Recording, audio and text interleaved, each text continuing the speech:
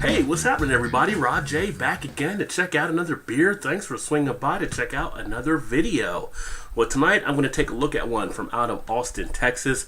And if you did see my recent unboxing video, you would have seen where Adelbert's Brewery had actually sent me some beers to check out for them. So full disclosure, they did provide the beers that I'll be reviewing over the next week or so, and including this one here that I'm going to bring up. And this is actually their Travelin, man. So this is one that is their handcrafted Belgian style India Pale Ale. So they had actually contacted me back early in December, asked about me taking a look at some beers, and of course I said I'd be more than happy to, and then they had sent me some.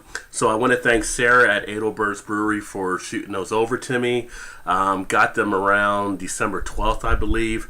And then planning now to finally got some time, I can take a look at the different beers that were sent up. One of the things that caught my eye, nice crisp label they have on here, but you can see the gentleman there shown there on the label, and that is actually George Adelbert Hovey, and he was the founder of the brewery. So the brewery is named in his honor, and the year-round beers are all named after his wild and crazy stories. So I'll break this one down here in a second. But make sure to also check out my website, www.rodjbeerventures.com, where I will also be releasing a piece on the brewery under my Give Me 5 section, which are 5 questions I asked brewers, and they provide the answers to. So make sure you see that as well. But yeah, Travelin, man. And I will say, they go all out on this label. And it's got the quart top, as you can see there. But you take a look at that. That, to me, actually shows some class as far as what the brewery is actually providing here. So kudos to them having a great label on their beer. They put a lot of good details on the beer as well. For instance, you can see that on the side where you want to serve it at least 45 to 55 degrees. They tell you the proper glassware to prefer is a tulip. They give you the batch number and the bottled on date. Now, this was actually bottled back on March 2nd of this year. So a lot of people get nervous about drinking IPAs later. Right now is actually Christmas Day, so we are out over 9 months. But we'll see how this actually plays out. And then they give you the ale and the story behind it, and you can see 7% ABV. There's their website, adelberts.com, if you would like to also check them out. But talking about the ale, this deep golden ale possesses an aromatic nose with floral and fruity notes. Its flavors are a blend of warm, soft, biscuity malts followed by a complex, clean finish. With this ale, we aim to create an easy drink and one-of-a-kind IPA that leaves you wanting more. Formerly the Traveler, renamed in 2015. Then for the story, the Travelin, man, is homage to Dell's lifetime of traveling, from Colombia to Kenya and everywhere in between. Dell experienced the world in ways a few others ever will. And we are forever grateful for his stories. We hope to inspire you to go out and make your own adventures. This actually won the 2014 Craft Beer Awards Gold Medal. So it doesn't show what competition that was in, but it is a medal winner. So that's another good thing. And it tells you on the front as well that it is also bottle conditioned, if I can get it out. So this gives you everything you would possibly want to have on the label.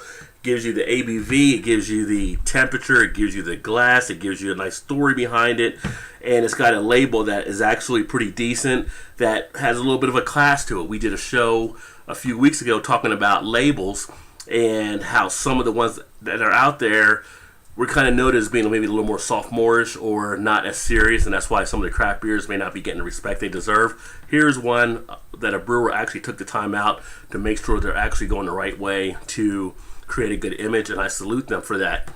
That all being said, let's get this baby open and get it into a glass. Lots of good cannon smoke, and as duly noted, I am going with the snifter glass. So we will look at it as preferred. Got a little aggressive on that back end there. But there we go, into the glass, and actually came out with about a 3-finger head as it picked up a little bit of aggressiveness, but it has a nice orange amber color on the body. The head itself, pretty much a cream tan, not all the way tan, maybe like a beige type head, but it does have some nice foaminess in there as well with some of the different bubbles that are forming. And we'll see how that actually laces as it goes down. Does have that haziness on it, as you can see or can't see me on the other side. When I get it to the light, it lightens it a little bit, but still a lot of haziness, and you're not seeing through it. Now, we know it's bottle conditioned, but I'm not seeing anything floating around as of yet. So there is, of course, some more in the bottle, and they may be hanging down towards the bottom. Actually, take a look here. And this is a nice, really dark bottle, so it's hard to actually make out if there are some things taking place. So we'll just wait to see what happens as I go down the glass. But everything else looks pretty decent. Head has now come down to about a finger of head as far as the aroma. So I'm getting that fruitiness that you expect to get from an IPA. Now this is a Belgian IPA, so I expect it to be a little bit more sweeter, but I'm getting like a pineapple type scent, maybe like a little bit of a mango type scent, but it's definitely more tropical and citrusy in that regard. But I'm not really getting like a grapefruit like you usually get on a lot of IPAs. Pick up a little bit of a slight maybe like pineness in the background, but all in all, it still has that main fruit smelling type characteristic. Getting that all from the hops. I do see online the IBU is actually 55. I don't think have that on the bottle. That's probably the only thing that's missing on here. Oh, and if I didn't say the size, this is actually a 1 pint 9.4 ounce bottle, so 25.4 ounces. But yeah, it doesn't have all that, but yeah, definitely get the hops out of it. And then in the background, I have a slight bit of that sourness type smell that you get with some of the Belgians. So that's also playing into a little bit. Let's go ahead and get a taste. Big hit of initial bitterness, but nice crisp break on the back end. No harshness actually swallowing going down, which I was surprising considering that initial hit I took. Definitely medium body on the mouthfeel, medium to full actually. Does have a little bit of weight to it. Carbonation is definitely lively. I do feel that running of the bubbles, and I know if I take a couple big gulps of this, it's going to be a huge burp, so you do feel that going on. Not getting as much yet of the flavor duration, so we'll see how that plays out. In the taste, I initially get some of that fruitiness from the flavor you expect from the hops, but it does go down pretty quickly.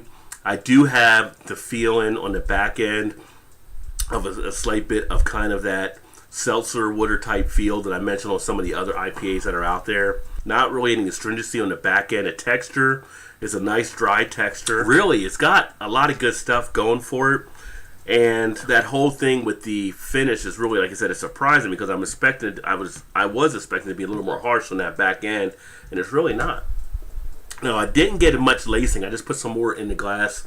Lacing is not really hanging around, and it's got a fast dissipating type head. It seems moderately fast, so this will probably go down pretty quickly too. As I drink more of it down, I'm getting more of that action now taking place in the cheeks, so probably about through your half of a glass or 3/4 of a glass, you'll start to feel that start to kick in, which I like. So the mouth is actually getting a lot of good action out of this beer. All in all, it's pretty pleasant. It's not one you want to rush through. Definitely one you want to sit and relax. Of course, most craft beers are that way, but this one has a nice presence to it. You can sit there and enjoy it. Now, as it's getting warmer, I am getting more of the duration. So they mentioned 45 to 55. I took it out of the fridge. I let it sit for about 15 minutes or so, and then uncorked it after talking with you guys. So by the time I actually drank this thing, it was probably about 20 minutes out, or somewhere around there, 18, 19, something like that. And now that it's out a little bit longer, I am starting to feel that up. So duration does increase as you let it warm. So like I said, you don't want to take this right nice and cold. Most of your tap lines, if they're ran properly, are usually around 37 degrees. So when you get a glass of this, if it's coming straight out, I would definitely let it sit maybe like 10 minutes before you actually take that first drink. But all in all, it presents a nice IPA, nice Belgian style IPA. I think it delivers nice for what you would kind of expect there. Like I said, it tempers down where you don't have as much of some of the fruitiness you would expect. Like I said, you still get some of that pineapple or mango seam in there, but you're getting some of that sourness too from like a Belgian type beer. And if you're not a big grapefruit fan, if that usually bothers you with IPAs, you're not going to really have that much of it in this one as well. Not getting much dankness out of it either, but I think all in all, it's pretty decent beer. I would definitely say check them out. I think it does well for an IPA type beer, especially handcrafted like this. Very pleased that I got a chance to actually check this one out from their brewery, and I look forward to going through the other ones. Lots of good beers. So if you haven't had a chance, go back and look at the unboxing video. If I can figure it out, I'll put like a thing on the screen here as well, and then maybe you can click that link and see all the different ones they sent me. Definitely some good stuff. I'm digging Austin. You know, these are the first beers I've actually checked out from down there. I had another company, Brunola, who actually sent me some snacks to try out from down in Austin. So I got to think, if you're down in Austin, you probably got a lot of good beer things going on with the food and the beer, and kudos to you guys. But if you're down there, make sure you check these guys out if you know that area as well. I know my buddy Jerry Fort, the beer review guys down in Oklahoma. Hopefully he'll see some of this stuff up around his way too. Definitely worth giving it a shot. Again, this is Adelbert's Brewery. They're Travelin, man. And this is the handcrafted Belgian style India Pale Ale. Thanks for checking out another video. Hopefully I'll catch you back on the other ones that I go through from them. And as always, keep drinking good craft beers. And I look forward to seeing you next time. Cheers.